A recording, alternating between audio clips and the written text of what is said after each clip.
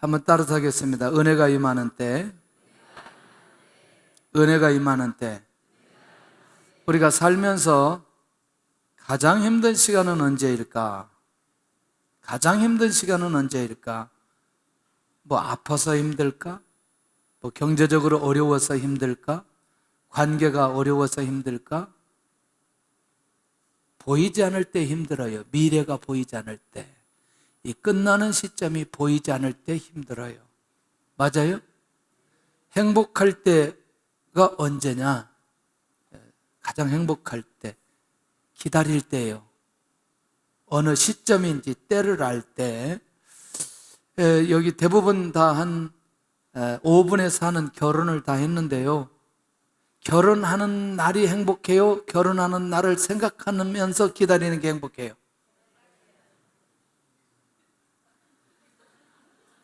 내가 질문을 던졌는데 결혼하는 날이 행복해요? 기다리는 날이 행복해요? 네, 기다리는 날. 그렇게 대답해야 맞아요.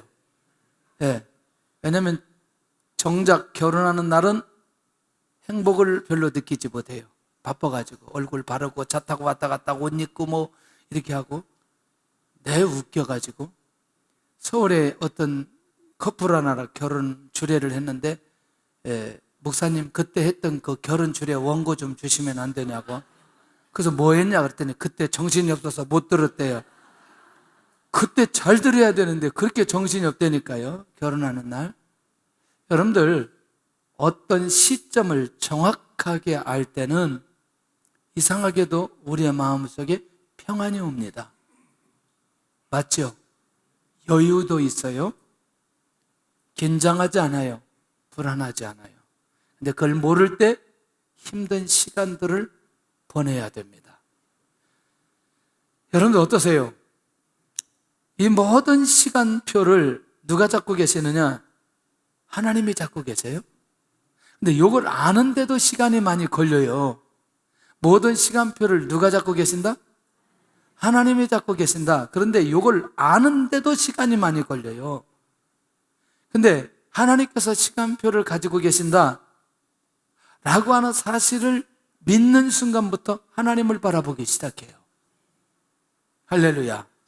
이건 굉장히 이제 오늘 토론해야 될 내용인데, 그런 면에서 오늘 이때 사실은 은혜의 때, 은혜가 임하는 때, 하나님의 역사가 일어나는 때, 하나님께서 나에게 함께하는 때, 역사가 일어나는 때, 이런 그 때에 대한 부분들이 상당히 중요한 부분인데, 오늘 제가 말씀을 통해서 2절이지만 말씀을 통해서 우리가 좀 살펴볼 필요가 있겠다 그런 생각이 들고요.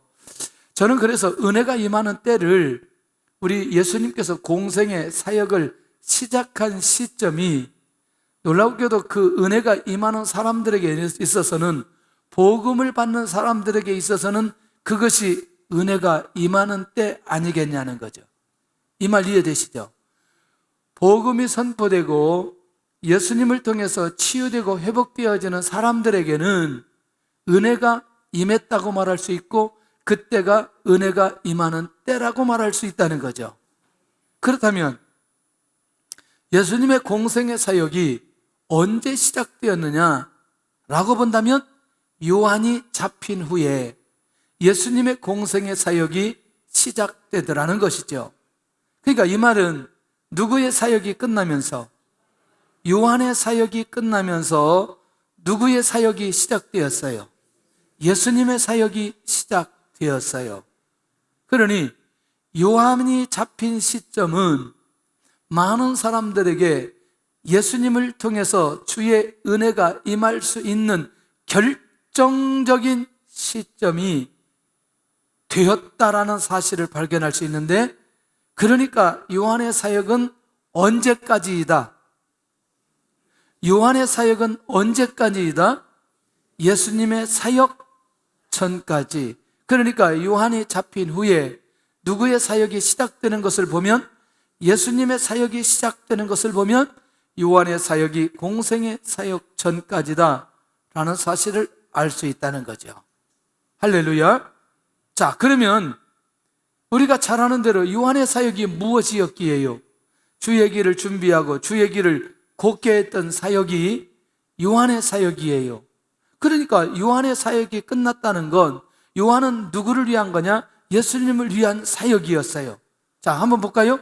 조연인생으로 사명을 감당하게 하신 결정적인 이유가 이 안에 있는데, 자, 그런 면에서 우리가 놓치지 않아야 될 게 뭐냐면, 자, 이제 400년 동안 암흑기였다가 예수님이 오시기 전에 요한을 보내었고, 요한을 통해서 예수님이 오실 것이라는 것과 예수님이 어떻게 사역할 것이라는 것을 요한을 통해서 이미 다 말씀해 놓으시고 본격적으로 예수님의 사역이 시작되어졌다.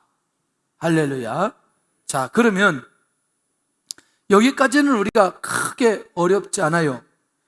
자, 그러면 한 가지 우리가 이해할 수 있는 게 뭐냐면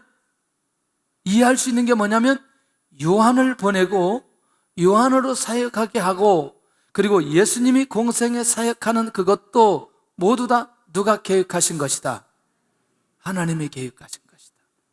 하나님이 계획하신 것이다. 하나님 믿어져요? 하나님 보여져요? 하나님 느껴져요? 아니, 건성으로 아멘하지 말고 지금 중요한데 나는 하나님 믿어져요? 하나님 느껴져요? 믿어지고 느껴지면 당연히 누구를 바라봐야 돼?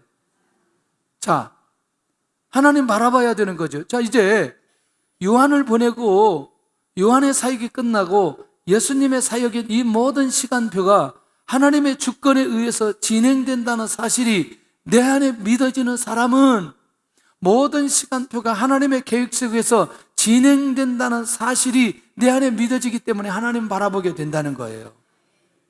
이제 조금씩 하나씩 좀 풀어가 보면 좋겠습니다. 자, 여러분들 이해를 돕기 위해서 제가 이 이스라엘 백성들이 출애굽했던 시점을 좀 얘기를 한다면, 사실은 창세기 15장 13절에 보면 400년 만에 이방인에서 객이 되었다가 돌아올 것이라고 얘기하고 있습니다. 그러나 이스라엘 민족이 돌아오는 시간은 430년 만에 돌아옵니다. 맞나요? 그런데 이스라엘 백성들이 돌아오는 그 시점에 가장 필요한 게 있는데 뭐예요? 이스라엘 민족이 출애굽을 해야 돼요. 출애굽을 해야 되는데 이 모든 출애굽을 주도할 수 있는 누가 필요해요? 사람이 필요한 거죠. 누구? 모세입니다. 그럼 모세가 80세 부르심을 받았다면 430년이면 모세 출생했던 시점은 350년이에요. 맞잖아요. 그러면 40년 전에 모세가 준비되었다면 이스라엘 민족이 390년이나 400년 정도에 그들이 출애굽을 할 수 있는 거죠. 근데 누가 준비되지 않았어요? 사람. 그래서 모세는 이때 뭐 하고 있어요? 광야에서 준비하고 있었어요. 그리고 모세가 준비됨과 동시에 이스라엘 민족이 출애굽했어요. 그게 400년이든 430년이든 중요한 건 이스라엘 민족이 출애굽하는 그것도 누구의 계획 속에? 하나님의 계획 속에.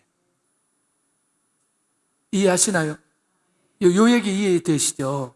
자, 그러면 두 번째, 요 사건을 한번 얘기하죠. 우리가 너무나 잘 알기 때문에 이게 어렵지 않을 수 있어요. 여러분들, 이스라엘 백성들이 바벨론 포로에서 돌아온 시간이 몇 년이에요? 몇 년 만에 돌아왔어요? 70년 만에 돌아왔어요. 네. 70년이 지나면 이 백성들이 포로 생활했다가 돌아올 것이다. 근데요, 이게 에레미야 25장 10절, 11절, 12절에 가면 그 다음 얘기가 충격적이에요. 뭐냐면 70년이 지나면 바벨론이 폐허가 될 것이라는 거예요. 자, 다시 저를 보셔야 돼요. 이스라엘 백성들이 어디에 가서?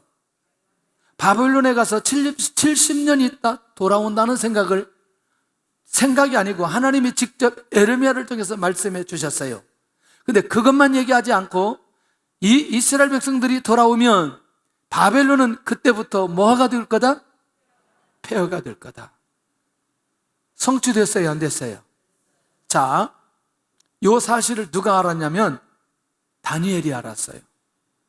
그래서 여러분들 다니엘서를 잘 연구하다 보면 다니엘이 에레미야서를 보면서 묵상하다가 70년이 되는 시점에 우리가 고국으로 돌아갈 것이라는 생각을 하고 뭐 하기 시작하느냐? 기도하기 시작하는 거예요. 그런데 놀라우게도 하나님께서 다니엘에게 미래의 사건들을 일자별로 연별로 모든 것들을 다 열어주셨어요. 그게 다니엘서 7장, 8장, 9장, 10장, 11장, 12장 이 내용들이에요. 할렐루야. 그런데 예수님의 초림과 재림의 시점까지 하나님께서 다니엘에게 쫙 펼쳐져 보여주셨어요. 그 다음에 그 전에 자, 누가 꿈을 꾸었어요? 누가 꿈을 꾸었어요? 질문이 너무나 방대해요. 누가 꿈을 꾸었어요? 다니엘 얘기할 때 누가 꿈을 꾸었어요? 그러면 느부갓네살 왕이 바로 나와야 돼요. 응? 그리고 금, 은, 동, 철 이 나라들에 대한 꿈을 누구에게 열어주셨어요?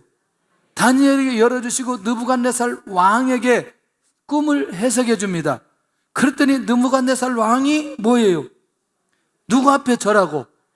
다니엘 앞에 절하고 다니엘을 높여주고 다니엘에게 선물을 하는 거예요. 그리고 다니엘이 하나님을 높이기 시작하는 거예요. 이 나라들을 누가 세우고 누가 망하게 하신다? 하나님께서 세우고 하나님께서 망하게 하신다.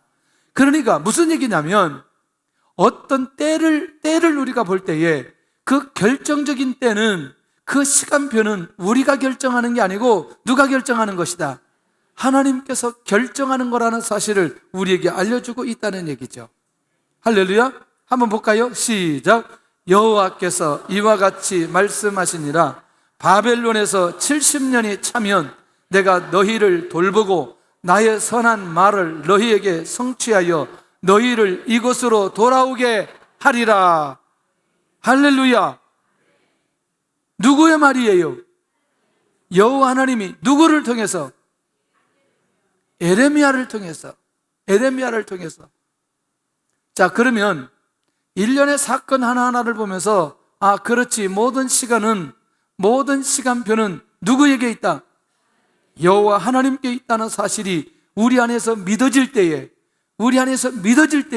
하나님을 바라보게 되고 그때까지 그 때를 찾아서 기다리든 기도하든 사모하든 인내하든 믿음을 가지고 기다리든 그런 내적인 마음들이 우리 안에 잘 준비되어져 있는 것을 보게 되더라는 거예요. 할렐루야. 그래서 우리는 지난번에도 한번 얘기했잖아요. 40년, 400년 이건 모두 다 어떤 수다? 어떤 수다? 고난의 수다. 아까 2부 때도요 저를 쳐다보는데 그래도 제일 앞에 있는 사람이 이렇게 쳐다봐요. 그 3부 때도 그렇게 쳐다보는 사람이 2사람이 있어요. 이렇게 영혼 없이 쳐다보는 거죠. 신기하죠. 할렐루야. 눈에 좀 힘을 좀 주시기를 바랍니다. 너무나 힘주다가 조는 수가 있어요. 적당히 힘줘야 돼요. 여러분들이요, 우리가 아무리 지혜가 있어도 경험이 있어도 우리의 생각이 많아도 하나님의 때가 보여지지 않으면 여러분들 놀랍지만 주어진 시간을 감당해내기가 어렵다는 거예요. 그런데 하나님의 때를 정확하게 하는 사람은 반드시 인내하게 되어져 있어요. 자, 그런 면에서 요한의 사역이 시작되는 시간, 요한의 사역이 끝나는 시간은 예수님이 이 땅에 오셨던 것과 예수님의 사역이 시작되었다는 사실을 우리에게 보여주는 것이라는 거죠. 시작. 보라, 내가 내 사자를 내 앞에 보내노니 그가 내 길을 뭐 하리라. 자, 할렐루야. 주님의 공생의 사역의 출발은 나에게 어떤 의미가 있느냐는 거예요.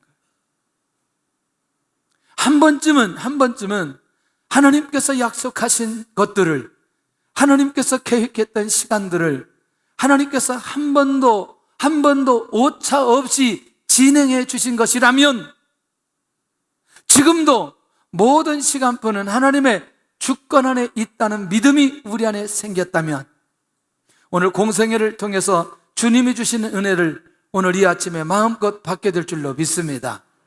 할렐루야. 자, 이제부터 조금 좁혀가겠습니다. 그러면 이렇게 주님의 공생애 때, 은혜가 임하는 때에 은혜가 임하였던 곳은 어디냐는 거죠. 은혜가 임하였던 곳은 어디냐? 자, 그것이 오늘 14절에 가서 보면 갈릴리였다는 겁니다. 도대체 갈릴리는 어떤 곳이며 주님께서 갈릴리를 찾으셨던 이유는 뭐냐? 자, 오늘 이것을 하나씩 하나씩 살펴보려고 합니다. 특별히 이것은 정치, 종교, 경제 모든 면에서 소외된 곳이 어디다? 갈릴리다. 주목하는 단어가 좀 떠오르나요? 주목하는 단어가 떠오르나요? 뭐가 떠올라요? 소외된 것. 소외된 것이 어디다? 갈릴리다. 할렐루야. 대답을 잘하는 분들은 주의 큰 은혜가 있을 거예요. 예, 물어보는데 대답하면 얼마나 좋은지. 자, 그렇다면 갈릴리는 정치적으로 예루살렘에서 멀리 떨어진 변방에 있어요. 예, 통치력이 쉽게 이렇게 접근되어질 수 없는 그곳, 예루살렘, 사회, 여리고, 갈릴리, 요단강. 자, 요쪽 길로도 가고 요쪽 길로도 가고, 그러나 가까운 곳은 아닙니다. 두 번째, 경제적으로 매우 가난한 삶을 살아가는 사람들이 있는 곳이 어디냐? 갈릴리예요. 주로 이 갈릴리에 있는 사람들은 어디를 중심으로? 갈릴리를 중심으로 주로 어떤 사람들이 많아요? 예수님의 제자들이 어떤 사람들이 많아요? 어부들이 많아요. 그러니까 갈릴리 안에 있는 고기를 잡아서 생계를 유지하는 사람들이 매우 많이 있어요. 물론 그 위에 땅들도 많이 있어요. 자, 세 번째, 종교적으로 특별히 예루살렘에 있는 성전, 그리고 그곳에 있는 제사장들, 그리고 서기관과 바리새인들, 이들과 전혀 다른 불경건하고 천한 사람들이 사는 곳이 어디냐? 갈릴리예요. 그러면 전체적으로 한마디로 아까 정리한다면, 아까 단어 기억나죠? 갈릴리는 모든 부분에 소외된 것이었다. 그런데 놀라웠게도 주님은 공생의 사역을 어디에 집중하신다? 갈릴리에 집중하신다. 혹시라도 매우 힘들고 어려운 시간을 보내고 마음속에 우울하고 답답하고 또 외롭고 고독하고 이렇게 어려운 생각들을 가지고 있는 분들이 오늘 이 안에 계시다면 주님이 지금 그분을 찾아가고 계신다는 사실을 기억하시기를 바랍니다.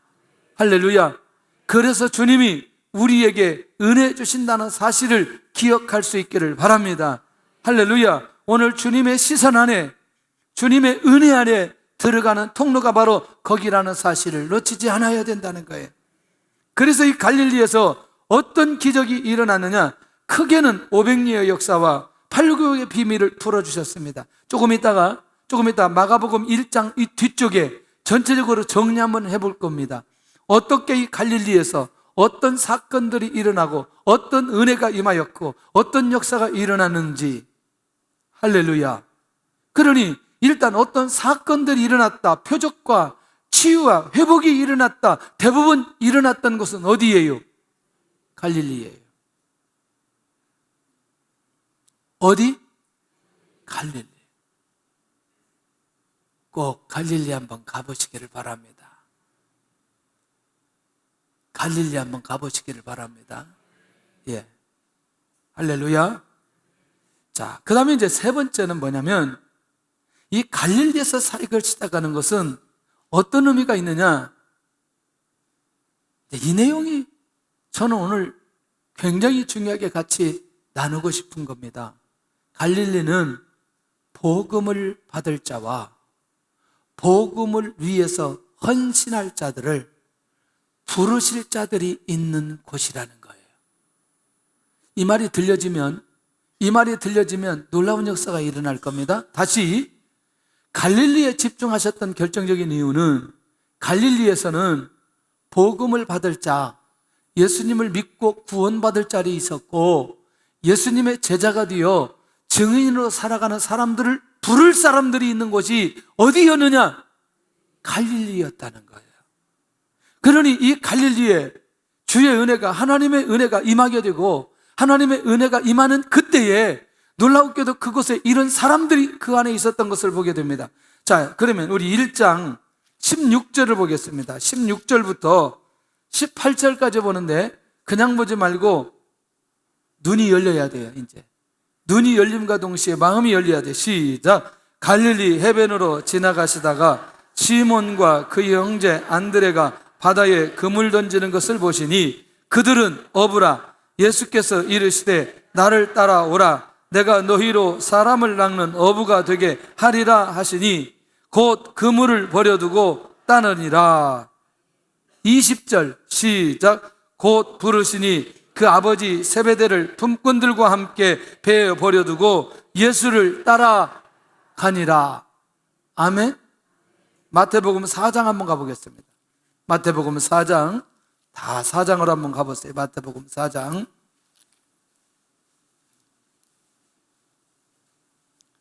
자, 마태복음 4장 18절부터 22절까지 동일한 내용인데 여기에서는 어떻게 표현하는지 보시겠습니다. 시작. 갈릴리 해변에 다니시다가 두 형제 곧 베드로라 하는 시몬과 그의 형제 안드레가 바다에 그물 던지는 것을 보시니 그들은 어부라. 말씀하시되 나를 따라오라. 내가 너희를 사람을 낚는 어부가 되게 하리라 하시니 그들이 곧 그물을 버려두고 예수를 따르니라.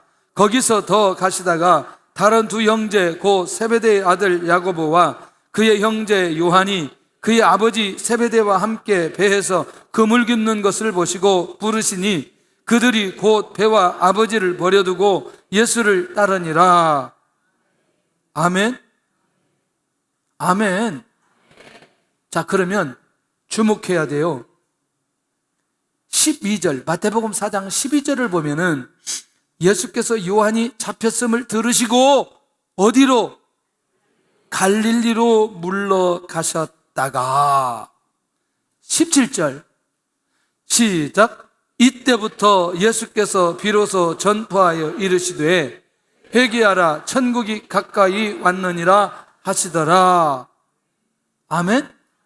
자, 다시 이제 저를 보시면 예수님이 복음을 전하시는데 복음을 전함과 동시에 본문 정황상 마태복음과 마가복음에 있는 내용을 살펴보면 주님께서 구원의 역사가 일어나는 것도 매우 관심이 있었으나 특별히 주님을 위해서 헌신하고 주의 복음을 전할 사람들을 부르셨다는 거죠. 할렐루야. 자, 이제 여러분들 꼭 기억해야 될 게 예수님께서 십자가에 못 박혀 돌아가시기까지 끊임없이 일어났던 일들은 어떤 일들이 일어났어요? 구원받고 치유되고 회복되어지는 사람들이 일어났어요. 그런데 여러분들 사람을 부르시고 훈련시키고 그리고 증인으로 삼는 것은 이미 초창기 사역 가운데 부르시고 3년 동안 훈련시키고 파송하는 것으로 끝납니다. 몇 명? 12명. 그런데 놀라운 비밀이 있어요. 예수님의 제자가 12명인데 11명이 갈릴리 출신이에요. 그러면 한 명은 누구일까요? 한 명은 누구 같아요? 눈치라도 때려잡아야지. 가룟 유다. 이제 원명으로 보면 그리옷이거든요. 그리옷. 그러니까 가룟. 그러니까 결국 유다만 다른 지역 사람이고 나머지 11명 모두 다는 갈릴리 사람인 거죠. 그러니 주님께서 갈릴리에 집중하고 갈릴리에 이런 놀라운 은혜가 임했던 건 이곳에 복음을 받을 자와 놀라웠게도 이곳에 주의 증인이 될 사람들이 이곳에 집중해 있었다는 사실을 놓치지 않기를 바랍니다. 처음에 중국 얘기 1분만 할게요. 하도 많이 해서 이제 500원 내고 해야 될 것 같아요. 처음에 우리가 가가지고 집중적으로 갔던 곳이 어원대였어요. 이번에 교구장님들 갔는데 어원대 갔는데 주로 어원대에서 뭐 했느냐? 신방하고 그 다음에 어원대 식당을 많이 가서 학교 안에 식당이 굉장히 맛있어요. 그 다음에 거기 운동장에서 축구하고 농구하고 주로 이런 일들을 많이 했어요. 그랬더니 우리 대학부에 몇십 명이 어원대생들이 오는 거예요. 그래가지고 교회가 이제 대학가에 있다가 다시 저쪽 그 한인들이 있는 곳으로 옮기고 났는데 가만히 기도를 하는데 여기 우리 교회 근처에 중의대가 있는 거죠. 중의대. 그래서 기도하는 중에 이런 마음을 주시는 거죠. 저기 학생들한테 그랬어요. 너희들 어차피 언어해서 여기 이제 무슨 과를 하든지 언어를 하게 되는데 그냥 어원대에서 언어만 하지 말고 다른 대학에 가면 전공도 하고 언어도 할 수 있으니 다른 데로 가면 좋겠다. 그래서 많이 흩어졌어요. 그런데 또 나중에 알고 봤더니 저 중의대에 있는 학생들이 굉장히 많이 오기 또 시작했어요. 굉장히 놀라운 사실이에요. 그런데 지나고 나서 깨닫게 해주는 게 뭐냐면 어원대 안에 사명자들이 많이 일어났고요. 중의대 안에 중의대 사명자들이 많이 일어났어요. 할렐루야. 저는 기도했어요. 하나님께서 왜 우리 교회를 3분에 세워주셨을까? 느낌이 안 와요? 느낌이 안 와요? 나는 지난 금요일 날 우리 중학교 2학년생이 간증하러 나오는데 할렐루야 하고 나오는 애 나 처음 봤어요. 나는 내가 그렇게 한 30년 목회를 했는데 중학생이 할렐루야 이렇게 하고 나온 애는 내 처음 봤다니까. 그러니까 얘는 벌써 자리를 잡았어요. 자리를 잡았어요. 지난번에도 여기 앉아있어 막 그러더니 다리를 막 이렇게 하고 막 그러기를 왜 그러냐 그랬더니 다리가 아프대. 그래서 너 그러면 저기 앉으라 그랬더니 저기 딱 앉아가지고 설교를 해. 내려올 생각을 안 해. 아니 다리가 괜찮으면 알아서 내려와야 되잖아요. 끝날 때까지 앉아있는 거예요. 끝날 때까지. 보이는 거죠. 보이는 거. 사람이 보이는 거죠. 인물이 보이는 거죠. 예? 근데 간증하는데 제 귀에 딱 치고 가는 게 있어요. 자기 하나님의 일을 하겠다는 거. 이게 들리는 거예요. 제 귀에 이게 들리는 거예요. 와, 여러분들 귀에 들렸어요? 권사님 들렸어요? 이거 내가 얘기하니까 듣지도 못했으면서. 나는 들었다니까 나는. 그 얘기가 들리는 거예요. 이거 대단한 은혜를 받았는데 제 안에 믿음이 생기는 거죠. 분명히 그렇게 살아갈 줄로 믿는 거죠. 주께서 은혜를 내려주셨구나. 결국 이곳에 하나님 앞에 부르심을 받고 쓰임받을 사람들이 많이 있다는 거예요. 이게 비밀이라니까 이게. 이곳에 복음을 받고 구원받을 자들이 많이 있다는 거예요. 그래서 하나님께서 이곳에 교회를 세워주셨다니까요. 할렐루야. 자, 그러면 갈릴리에서 주님의 은혜가 임하게 되고 주의 역사가 나타나는 이 근본적인 이유들을 우리가 이해한다면 그렇지. 주님께서 그래서 갈릴리에서 결국 그 사역이 시작되었고 그 은혜가 결정적으로 임하고 있구나. 자, 이제 정리를 하겠어요. 무슨 정리를 하냐면 마가복음 1장 이후에를 정리를 하는데요. 첫째는 어부들을 부르시는 주의 은혜를 부어주셨어요. 할렐루야. 그러니까 사람을 불러주셨다 그 말이에요. 두 번째는 21절에서 28절까지는 누구를 치유하느냐? 귀신 들린 사람을 치유하는 거예요. 여러분들 귀신 들린 사람이 귀신을 치유했다 그 말은 뭐예요? 누가 나갔다? 귀신이 나갔다 그거죠. 그것처럼 놀라운 은혜가 어디 있어요? 귀신 들린 사람이 멀쩡하게 되었다? 할렐루야. 자, 세 번째는 29절에서 34절까지는 시몬의 장모와 각종 병든 사람들의 치유받는 역사가 일어납니다. 할렐루야. 아까는 더러운 귀신 하나를 딱 집어넣고 영적인 세계에 그 모든 것들을 통제하고 그것을 주관하시는 분이 누구냐라는 사실을 보여주고, 그리고 인생이 누구 앞에 목숨 걸고 가야 되느냐 부르심을 통해서 명확하게 보여주시더니 이제는 각종 병든 사람, 모든 사람들이 주님 앞에 오면 그들에게 치유의 은혜를 주님께서 허락해 주시고요. 네 번째는 나병 환자가 주님 앞에 오는데 그 나병 환자를 깨끗하게 해주시는 거죠. 여러분들, 나병 환자는 누구도 치유할 수 없고 격리되어서 사람들에게 소외됨과 아픔과 어려움이 많이 있는 사람을 주님께서 치유해 주십니다. 아까는 영적으로 힘들고 여기는 육적으로 힘들고 여기는 시몬의 장모 주님과 함께한 사람들을 치유하면서 병든 사람들에게 은혜를 내려주시는 예수님의 네 가지 사역들이 마가복음 우리 뒤쪽에 다음에 앞으로 할 내용들이 딱 그 안에 들어져 있는 거죠.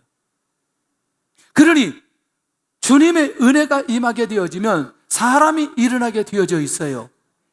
주님의 은혜가 임하면 귀신이 떠나가는 역사가 일어나게 되어 있어요. 할렐루야. 주님의 은혜가 임하면 각종 병에서 치유의 역사가 일어나게 되어져 있어요. 할렐루야. 주님의 은혜가 임하면 나병 환자가 회복되어지고 깨끗게 되어지는 주의 은혜가 임하게 되어져 있어요. 할렐루야. 보통 중요한 게 아니에요. 주의 은혜가 있기를 원합니다. 할렐루야.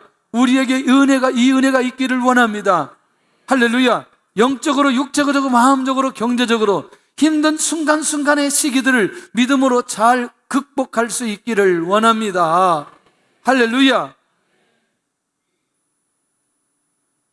고민했어요. 하나님, 우리 국가 경제가 어렵지 않게 하여 주옵소서. 여러분들, 우리나라 경제가 이렇게 어려운 이유는 어디에 있다고 생각해요? 어디가 무너져서? 이 답이 나와야 되는데 어디가 무너져서?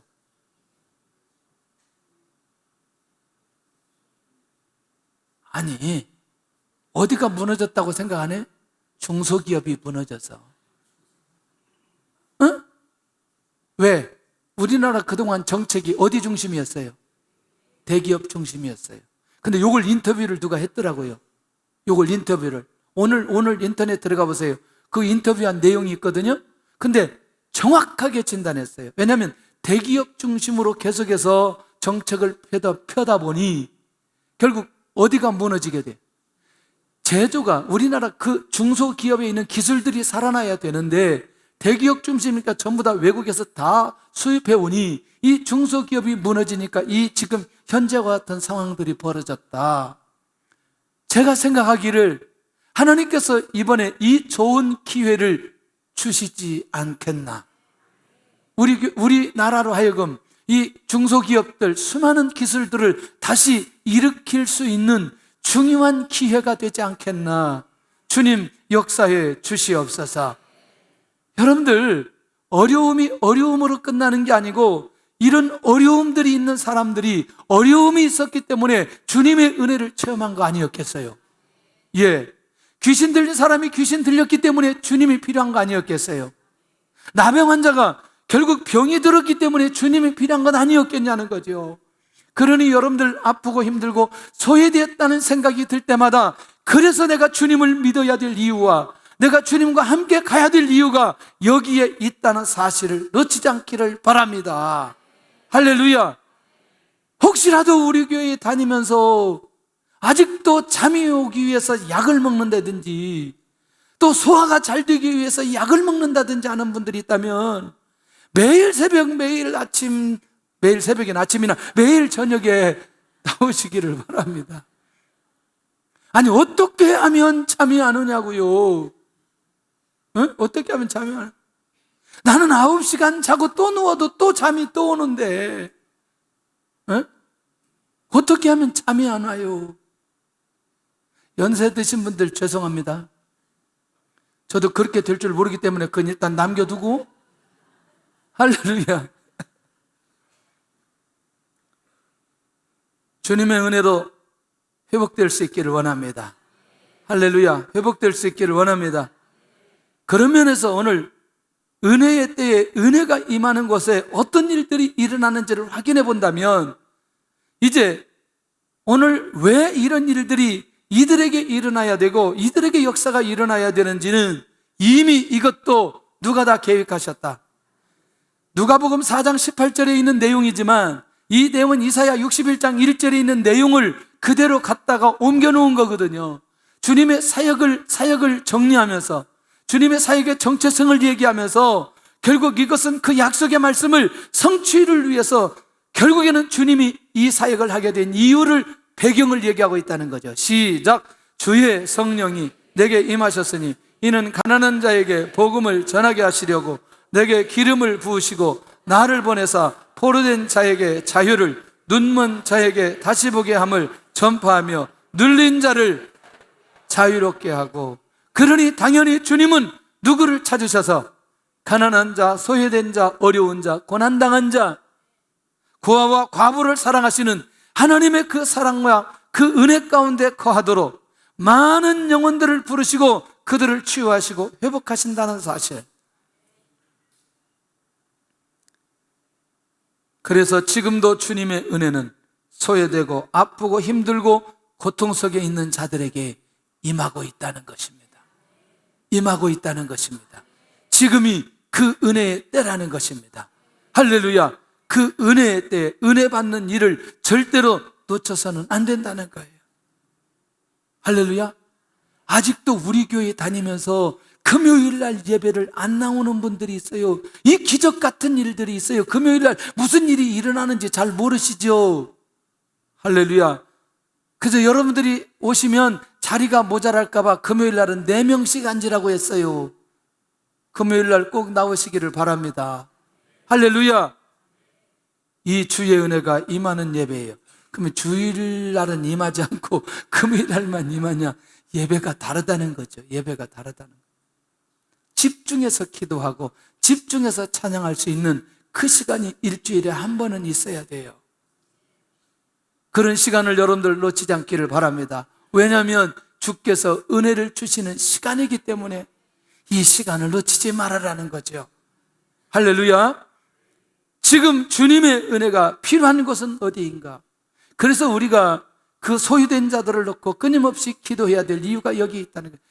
그러니까 우리가 이제 사상적으로는, 이념적으로는 사실 북한에 대해서 굉장히 여러 생각들이 가지고 있지만 그곳에 아프고 힘들고 어렵고 고통되고 고통받고 소외된 사람들이 있기 때문에 그들이 주님의 은혜를 경험하고 주님의 인도를 받아가야 된다는 거예요. 그런데 그런 거 아세요? 거기 그 지하교회에 있는 성도들이 우리 성도들을 걱정하고 있다고요. 그들은 신앙의 순수와 순도를 유지하고 있는데 우리가 혹시라도 변질되지 않았나 걱정하고 있다는 거 꼭 기억하시기를 바랍니다. 할렐루야. 그러나 예수님 믿지 않는 소유된 수많은 사람들이 구원받아야 될 영혼들이 많이 있다는 것 또한 기억할 수 있기를 바랍니다. 주의 은혜가 있기를 소원합니다. 그러면 마지막 정리해 보겠습니다. 이 은혜의 때에 은혜 받은 사람들에게는 어떻게 할 때 은혜가 임하게 되고 은혜가 임하게 된 사람들은 어떻게 반응하는지. 자, 이제 첫째는 주님이 직접 복음을 전가했어요. 자, 조금 요거는 설명이 필요합니다. 복음 얘기할 때 기쁜 소식이라고 얘기하는데 복음이라는 용어를 다양하게 사용했거든요. 마태복음, 마가복음에는. 이해되시죠? 이 복음. 근데 여기서 마가가 사용할 때 이 복음은 예수님의 전체 사역이에요.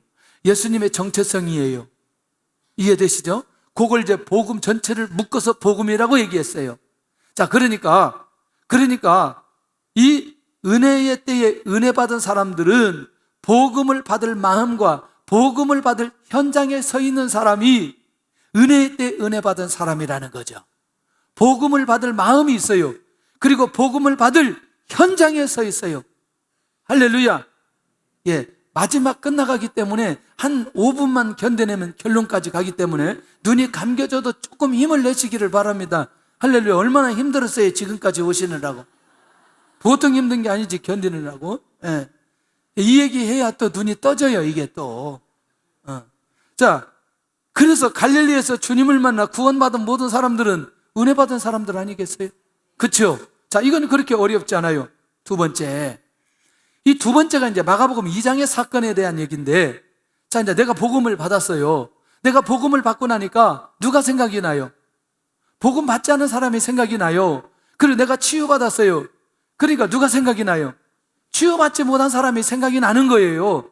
그러니까 내가 복음에 반응하고 믿음을 가지고 나아가는데 이 2장 사건이 기억하시잖아요. 네 사람이 중풍병자 딱 메고 지붕에 올라가서 지붕 뚫고 거기 내려오는 사건 기억하잖아요. 그러니까 예수님이 저들의 믿음을 보시고 이 중풍병자를 치유한 사건 기억하잖아요. 그러니까 뭐냐면 복음에 반응하고 믿음을 가지고 나아가는 사람들이 은혜 받은 사람들이라는 거예요. 은혜가 임한 사람들이라는 거예요. 그러니까 직접 내가 복음을 받고 구원의 역사가 일어나는 사람도 은혜 받은 사람이지만 내가 복음을 반응하고 믿음의 행위가 이어져서 또 다른 사람들을 회복시키는 그 사람도 은혜 받은 사람이라는 거예요. 할렐루야. 그러니까 예수님께서 중풍병자를 향해서 내 죄사함을 받았느니라 이렇게 선포하면서 그의 죄까지 구원의 문제까지 그 다음에 육체적인 치유까지 한꺼번에 해결해 주시더라는 거예요. 이런 은혜가 어디 있어요? 예, 이런 은혜가 어디 있어요? 자, 정리했죠? 처음에는 복음을 받고 복음의 현장에 있는 사람, 그 다음에 두 번째는 복음에 반응하고 믿음을 가지고 행위로 나아가는 사람, 그리고 다른 사람에게 파장을 일으키는 사람. 오, 할렐루야. 세 번째, 실제로 복음의 능력이 나타나며 치유와 회복이 일어나는 사람들. 사실은 마가복음 23절 아까 얘기했던 그 모든 사람들, 복음을 받을 그릇과 믿음을 가진 모든 사람들은 치유와 회복이 일어난 사람들이다. 할렐루야. 아까는 지칭했습니다.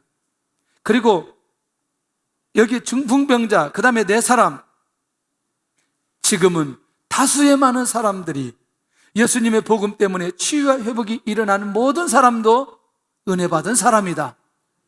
은혜의 때 은혜가 임한 사람들이다.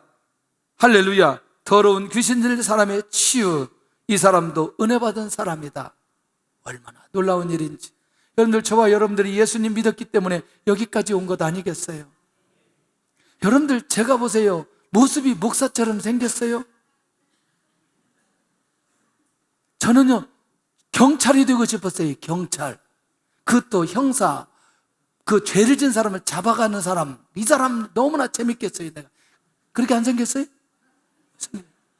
너무나 내 적성에 맞아요. 그런 거 잡는 거.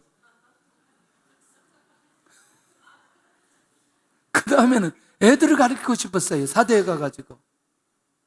그것도 아니라고 하나님 막. 그 다음에는 이제 사관학교 가가지고 이제 군대에서 장교가 되면 너무나 좋겠다. 장교처럼 안 생겼어요? 이야. 근데 농사는 못 짓겠어요. 너무나 힘들어, 농사요. 보통 힘든 게 아니에요. 농사 안 지어본 분들 말을 하지 마세요. 그리고 지금 농사 짓는 분들 얘기하지 마세요. 전부 다 기계래요, 지금은. 옛날에는요, 손으로, 발로, 어깨로, 몸으로 다 했어요. 예. 지게질 한번 해보세요. 리역 한번 끌어보세요. 와. 난 잊을 수가 없어요. 우리 형님들이 얼마나 대단한 줄 아세요? 옛날에 발로 밟으면서 돌아가는 탈곡기가 있어요. 혹시 기억하세요? 우리 세대는 기억해요. 그러니까 이걸 발로 밟으면서 이거 해야 되거든요. 그런데 이게 힘이 하루 종일 하는데 힘이 들어요, 안 들어요? 그러니까 저를 써먹으려고 양쪽 비껴놓고 가운데서 이걸 밟으려는 거예요, 나보고. 와, 그런 정도 일을 하는 집이 저희 집이었어요. 내 농사는 못 짓겠어. 내가 그래서 아주 선언했어요, 우리 형수한테. 나는 앞으로 절대로 농사는 안 짓는다. 난 농사 지으려고 얘기하지 마라.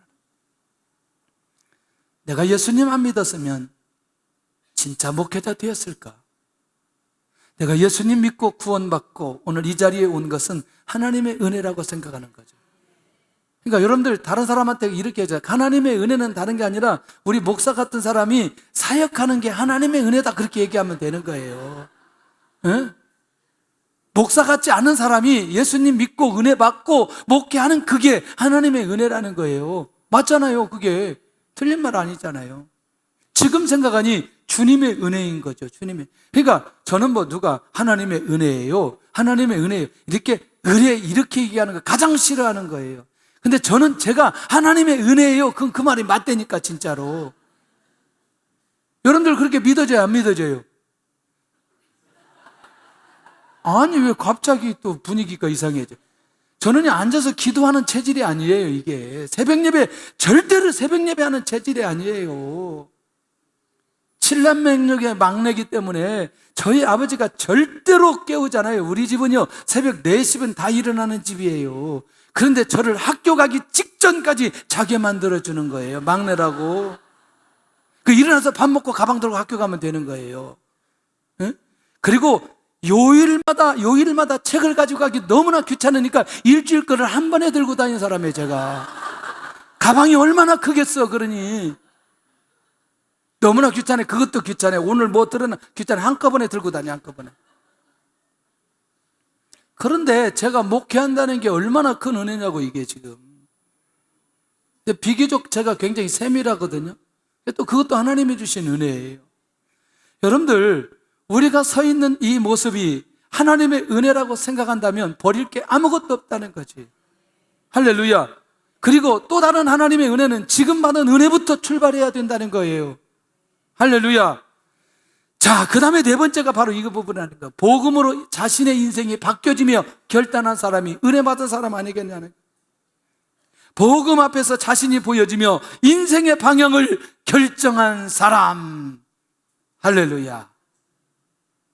우리 모두가 자기의 영역 가운데 그대로 지금 이 일은 진행하지만, 내가 하는 일을 그대로 진행하지만, 내가 이것을 주님의 영광을 위해서, 하나님의 나라를 위해서 내가 그렇게 살아가겠다고 고백하는 순간부터 그 일이 열려질 줄로 믿습니다. 그 하는 일에 역사가 일어날 줄로 믿습니다. 할렐루야. 그게 하나님의 은혜가 임한 사람이에요. 예. 복음으로 자기의 인생이 바뀌어지며 결단한 사람이 얼마나 귀한 사람이에요.